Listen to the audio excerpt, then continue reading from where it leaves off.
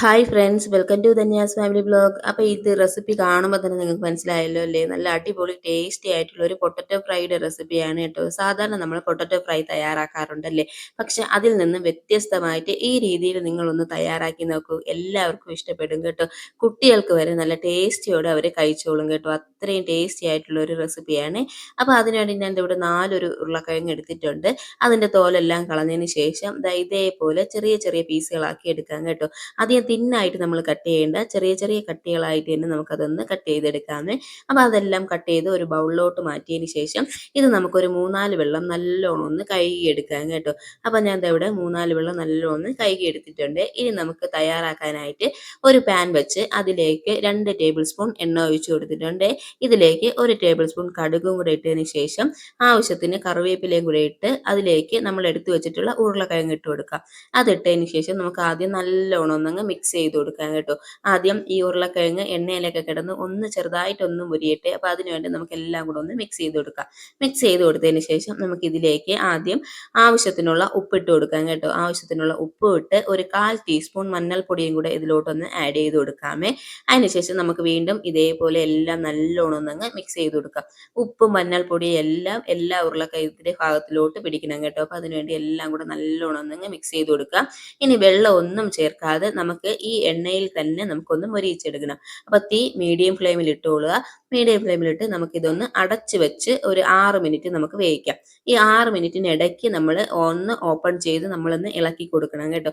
ഇളക്കി കൊടുത്ത് ഒരു 1/4 പരുവം ആകുമ്പോഴത്തേക്കും നമുക്കിതിലേക്ക് പൊടികൾ ആഡ് ചെയ്ത് കൊടുക്കാമേ. അപ്പോൾ ഈ പൊടികളാണ് കേട്ടോ നമ്മുടെ ഈ ഉരുളക്കിഴങ്ങ് ഫ്രൈക്ക് കൂടുതൽ ടേസ്റ്റ് കൊടുക്കുന്നത്. അപ്പോൾ ദാ ഇവിടെ ഞാൻ ഇടയ്ക്ക് ഓപ്പൺ ചെയ്ത് ഒന്ന് ഇളക്കി കൊടുക്കുന്നുണ്ട് കേട്ടോ. അപ്പോൾ ദാ ഇവിടെ ഏകദേശം വെന്ത് വരുന്നതേ ഉള്ളൂ. അപ്പോൾ നമുക്കിനി കുറച്ച് നേരം കൂടെ ഇതൊന്ന് അടച്ച് വെച്ച് വേവിക്കാം കേട്ടോ. അപ്പോൾ ഇടയ്ക്കിടയ്ക്ക് ഓപ്പൺ ചെയ്ത് നമ്മൾ ഇതേപോലെ ഒന്ന് ഇളക്കി കൊടുക്കണം കേട്ടോ. അപ്പോൾ ഞാൻ ദാ വീണ്ടും അടച്ച് വെക്കുന്നുണ്ട്. അപ്പോൾ അതിനുശേഷം നമുക്ക് കുറച്ച് കഴിഞ്ഞ് ഓപ്പൺ ചെയ്ത് നോക്കിയപ്പോഴത്തേക്കും ദാ 1/4 പരുവം അത് വെന്ത് വന്നിട്ടുണ്ട്.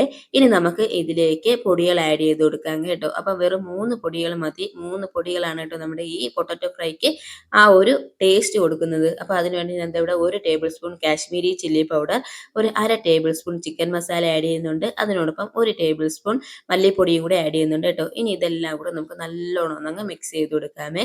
എല്ലാം കൂടെ നല്ലോണം ഒന്ന് മിക്സ് ചെയ്ത് കൊടുത്തതിന് ശേഷം നമുക്ക് ഒരു 2 മിനിറ്റ് ഇതേപോലെ അങ്ങ് കൈവിടാതെ അങ്ങ് ഇളക്കി കൊടുക്കണം കേട്ടോ. അപ്പോഴത്തേക്കും ഈ ഉരുളക്കിഴങ്ങിലോട്ടെല്ലാം ഈ പൊടികളൊക്കെ നല്ലോണം ഒന്ന് പിടിച്ചു വരുവേ. ഇനി ഇതിലേക്ക് നമുക്ക് ലാസ്റ്റ് കുറച്ച് കറിവേപ്പിലയും കൂടെ ഒന്ന് തൂകി കൊടുക്കാം കേട്ടോ. ഇനി ഈ സമയം നമുക്കിതിലേക്ക് ഉപ്പുണ്ടോ എന്ന് നമുക്കൊന്ന് നോക്കാം. ഉപ്പില്ല എന്ന് തോന്നുകയാണെങ്കിൽ ഈ സമയം നമുക്കിതിലേക്ക് കുറച്ച് ഉപ്പും കൂടി ആഡ് ചെയ്ത് കൊടുക്കാം കേട്ടോ. അപ്പോൾ നല്ല ടേസ്റ്റി ആയിട്ടുള്ള ഒരു അടിപൊളി പൊട്ടറ്റോ ഫ്രൈ ആണ് കേട്ടോ. അപ്പോൾ നമ്മൾ സാധാരണ തയ്യാറാക്കുന്നതിനേക്കാളും വ്യത്യസ്തമായിട്ട് ഇതൊന്ന് തയ്യാറാക്കി നോക്കൂ. എല്ലാവർക്കും ഇഷ്ടപ്പെടും കേട്ടോ. കുട്ടികൾക്കാണെങ്കിൽ കൂടി ഇതേപോലെ ഒന്ന് തയ്യാറാക്കി നമ്മൾ ലഞ്ചിനോടൊപ്പം ഒക്കെ ഒരു സൈഡ് ഡിഷ് ആയിട്ട് വെച്ച് കൊടുത്താൽ കുട്ടികൾ ഫുൾ ചോറും കഴിച്ചിട്ടേ വരുള്ളൂ കേട്ടോ. അത്രയ്ക്കും ടേസ്റ്റ് ആണ്. മസ്റ്റായിട്ട് നിങ്ങളിതൊന്ന് ട്രൈ ചെയ്ത് നോക്കണം കേട്ടോ. അപ്പോൾ നമ്മുടെ ലഞ്ചിനോടൊപ്പം എന്ന് മാത്രമല്ല, സാധാരണ നമ്മൾ വെറൈറ്റി റൈസസ് ഒക്കെ തയ്യാറാക്കാറില്ലേ, അതായത് എന്താണ് ലെമൺ റൈസ്, കട്ട് റൈസ് ഒക്കെ തയ്യാറാക്കാറില്ലേ, അപ്പോൾ അതിനോടൊപ്പമൊക്കെ നമുക്ക് സൈഡ് ഡിഷ് ആയിട്ട് കഴിക്കാൻ പറ്റിയ നല്ലൊരു ടേസ്റ്റി ആയിട്ടുള്ള റെസിപ്പിയാണ്. അപ്പോൾ മസ്റ്റായിട്ട് നിങ്ങളിതൊന്ന് ട്രൈ ചെയ്ത് നോക്കണം കേട്ടോ. അപ്പോൾ ഞാൻ എന്താ ഇവിടെ റെഡിയായ സാധനം എന്താ ഒരു പാത്രത്തിലോട്ട് മാറ്റിയിട്ടുണ്ട്. അപ്പോൾ എന്താ ഇതൊന്ന് നോക്കിക്കേ, നല്ല സോഫ്റ്റ് ആയിട്ടുള്ള അടിപൊളി റെസിപ്പിയാണ് കേട്ടോ. കഴിക്കാൻ നല്ല ടേസ്റ്റാണ്.